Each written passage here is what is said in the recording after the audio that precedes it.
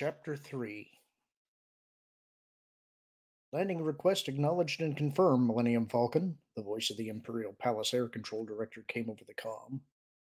You're cleared for Pad 8. Counselor Organa Solo will meet you. Thanks, Control, Han Solo said, easing the ship down towards the Imperial City and eyeing with distaste the dark cloud cover that hung over the whole region like some brooding menace. He'd never put much stock in omens, but those clouds sure didn't help his mood any. Speaking of bad moods, reaching over, he tapped the ship's intercom switch. Get ready for landing, he called. We're coming into our approach.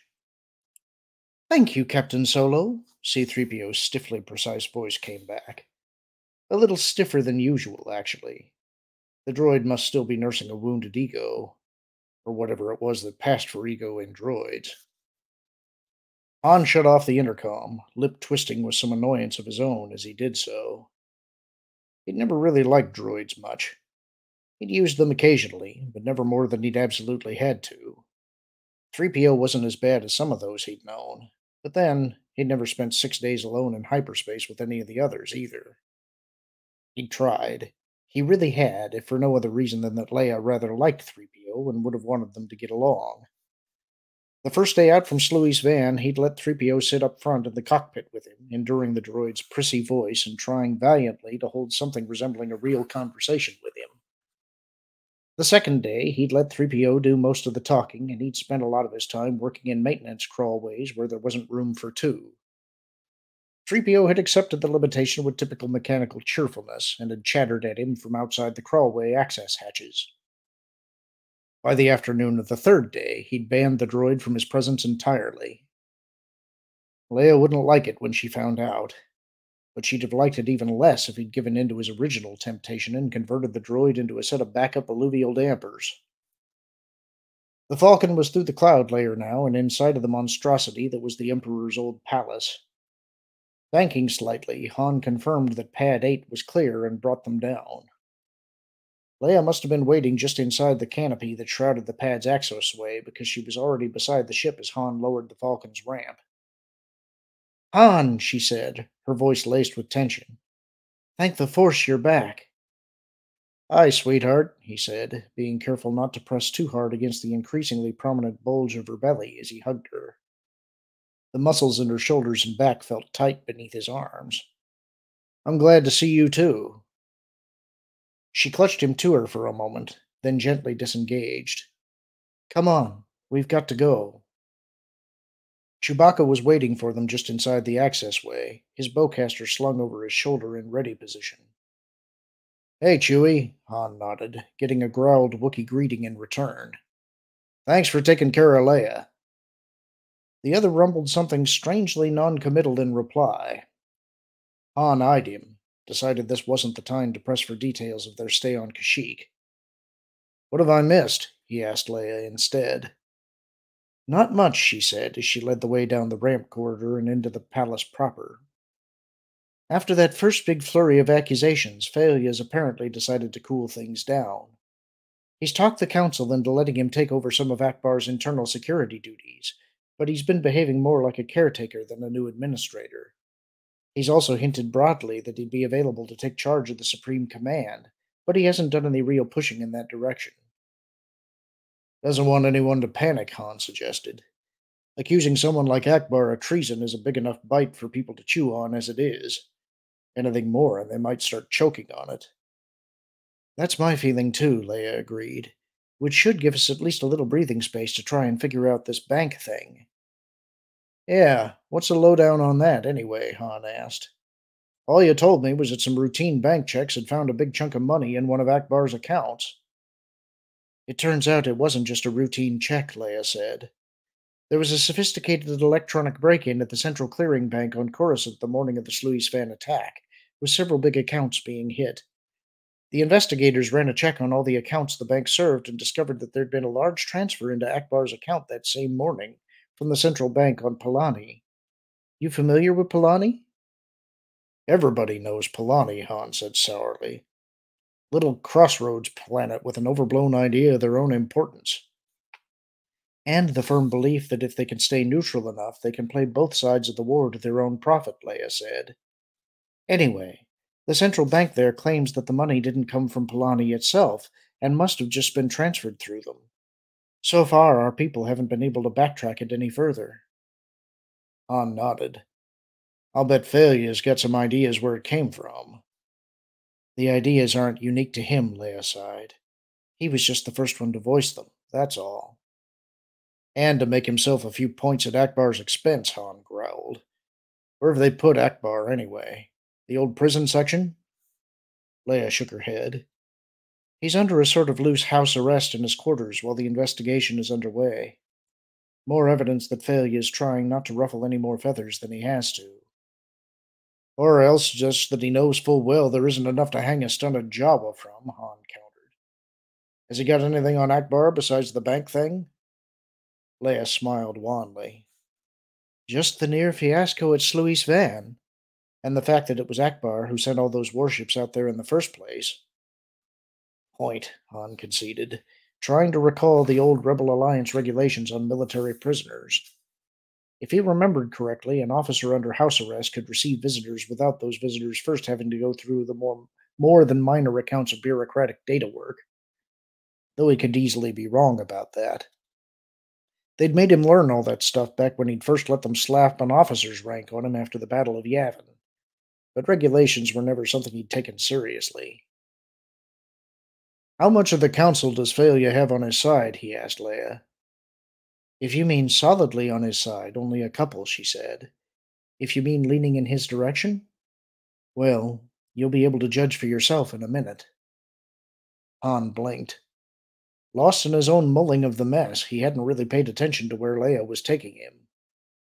Now, with a start, he suddenly realized that they were walking down the grand corridor that linked the council chamber with the much larger assemblage auditorium. Wait a minute, he protested. Now? I'm sorry, Han, she sighed. Mon Mothma insisted. You're the first person back who was actually at the Sluis Van attack, and there are a million questions they want to ask you about it. Han looked around the corridor, at the high, convoluted vaulting of the ceiling, the ornate carvings and cut-glass window alternating on the walls, the rows of short greenish-purple saplings lining each side. The Emperor had supposedly designed the grand corridor personally, which probably explained why Han had always disliked the place. I knew I should have sent 3PO out first, he growled. Leia took his arm. Come on, soldier. Take a deep breath and let's get it over with. Chewie, you'd better wait out here. The usual council chamber arrangement was a scaled-up version of the smaller inner council room. An oval table in the center for the councilors themselves, with rows of seats along the walls for their aides and assistants. Today, to Han's surprise, the room had been reconfigured more along the lines of the huge assemblage commons. The seats were in neat, slightly tiered rows, with each councilor surrounded by his or her assistants. In the front of the room, on the lowest level, Mon Mothma sat alone with a simple lectern, looking like a lecturer in a classroom. Whose idea was this? Han murmured as he and Leia started down the side aisle towards what was obviously a witness chair next to Mon Mothma's desk. Mon Mothma set it up, she murmured. I'd be willing to bet it was Falia's idea, though. Han frowned. He'd have thought that underlining Mon Mothma's preeminent role in the council like this would be the last thing Falia would want. I don't get it. She nodded towards the lectern. Giving Mon Mothma the whole spotlight helps calm any fears that he plans to make a bid for her position. At the same time, putting the counselors and their aides together in little groups tends to isolate the counselors from each other. I get it, Han nodded back. Slippery little fuzzball, isn't he? Yes, he is, Leia said. And he's going to milk this Sluis Van thing for all it's worth. Watch yourself.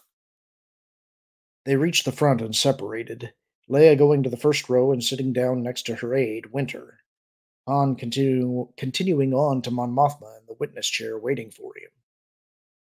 You want me sworn in or anything? He asked without preamble. Mon Mothma shook her head. That won't be necessary, Captain Solo, she said, her voice formal and a little strained. Please sit down. There are some questions the Council would like to ask you about the recent events at the Sluisvan shipyards. Han took his seat. Thalia and his fellow Bothans, he saw, were in the group of front row seats next to Leia's group. There were no empty seats anywhere that might have signified Admiral Akbar's absence, at least not in the front where they should have been. The councillors, seated according to rank, had apparently shuffled positions so as to each be closer to the front. Another reason for failure to have pushed this configuration, Han decided. At the usual oval table, Akbar's seat might have been left vacant. First of all, Captain Solo, Mon Mothma began, we would like you to describe your role in the Sluisvan attack. When you arrived, what happened subsequently?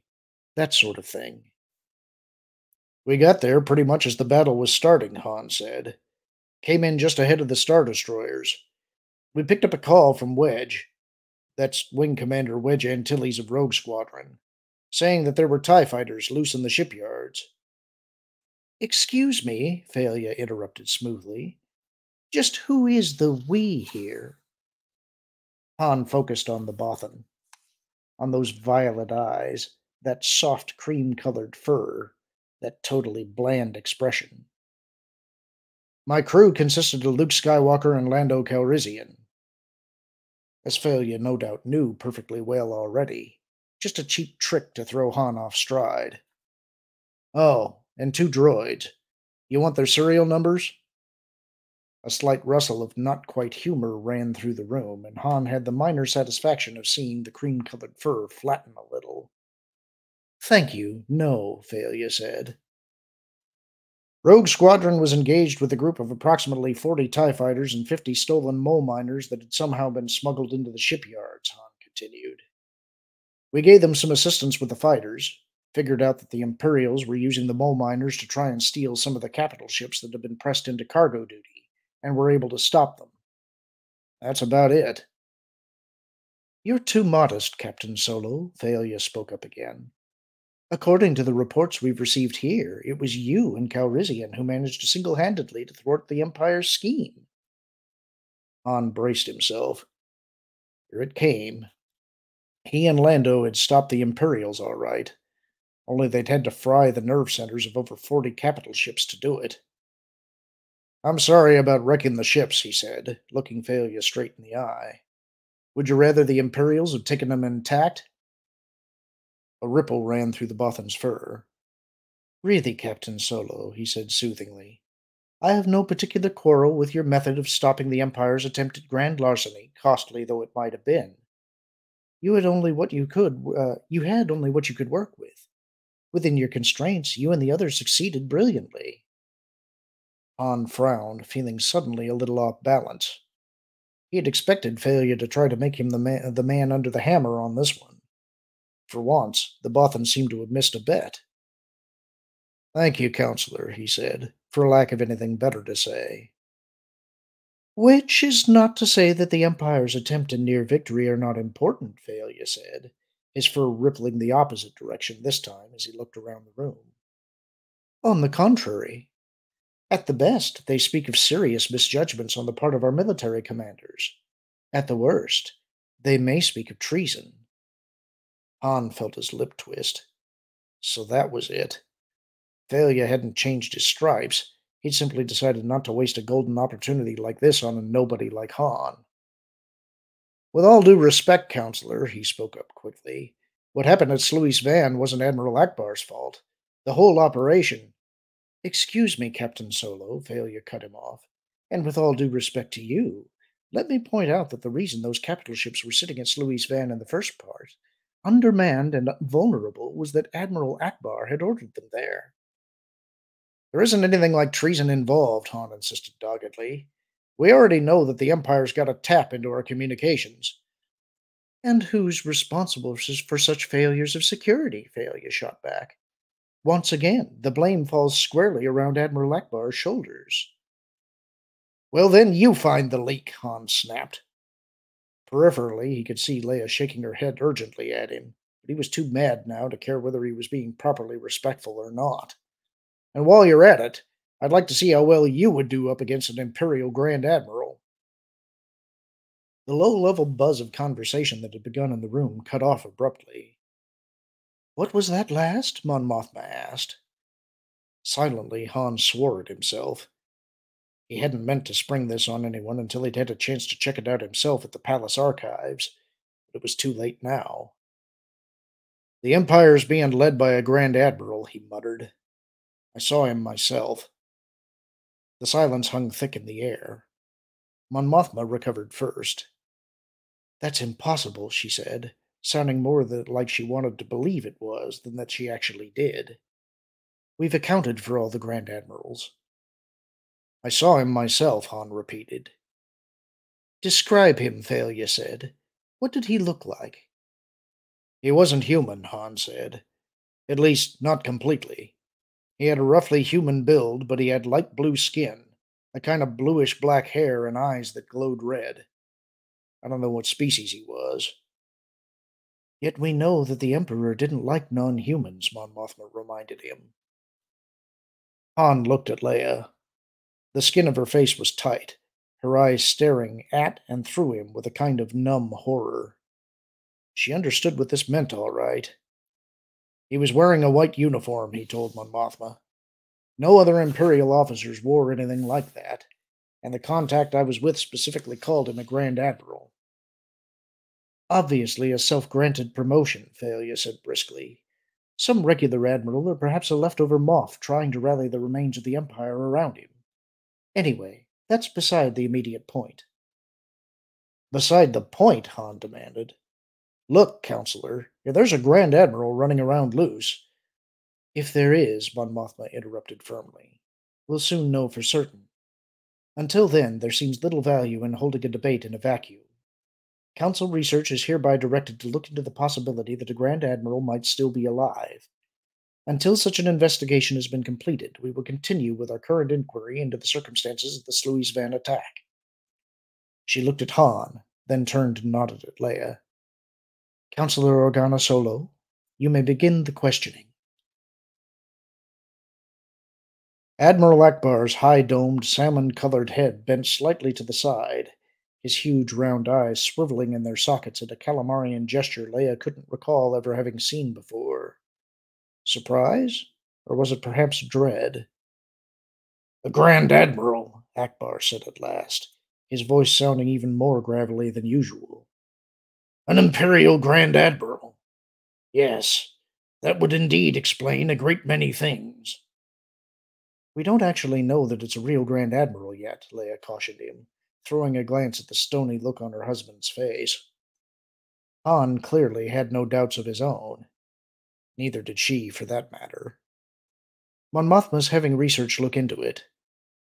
"They won't find anything," Akbar said, shaking his head. A more human gesture, that, of the sort he usually tried to use when dealing with humans. Good. That meant he was getting back on balance. "I had a thorough search made of the Imperial records when we first took Coruscant back from the Empire. There's nothing in there but a list of the Grand Admiral's names and a little about their assignments." "Erased before they pulled out," Han growled. "Or perhaps never there to begin with," Leia suggested. "Remember that these weren't just the best and brightest military leaders the Emperor could find. They were also part of his plan to bring the Imperial military more personally under his control."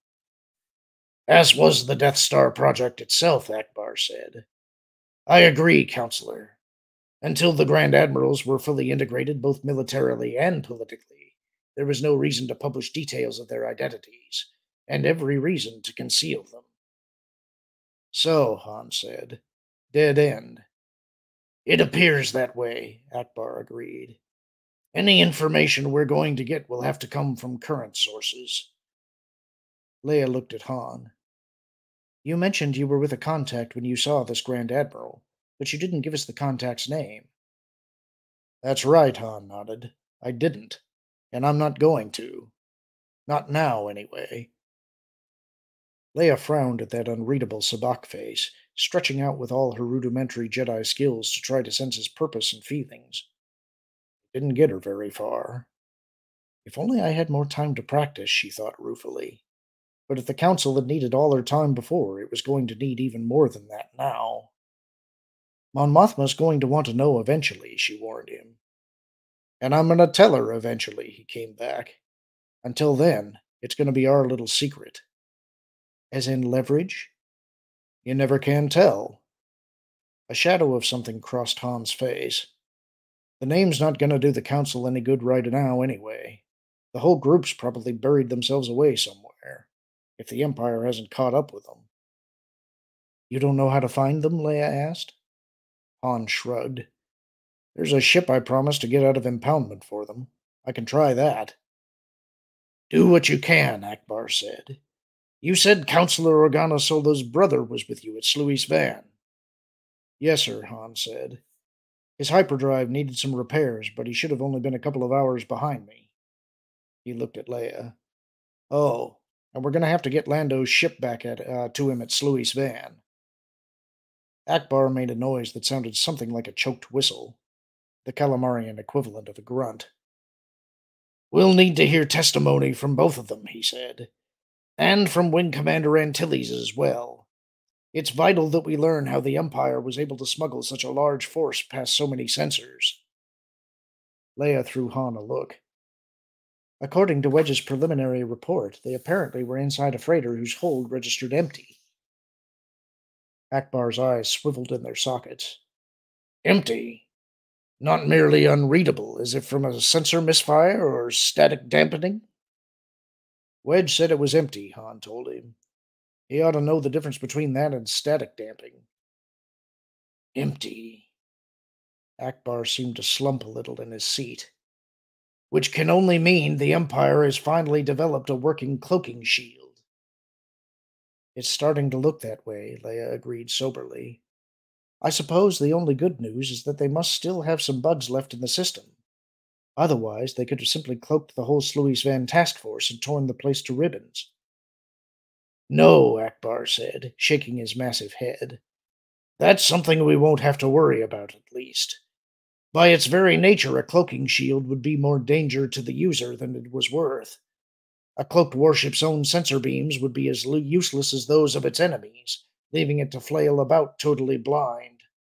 Worse, if it were under power, the enemy could locate it by simply tracking its drive emissions. Ah, Leia said. I hadn't thought of that.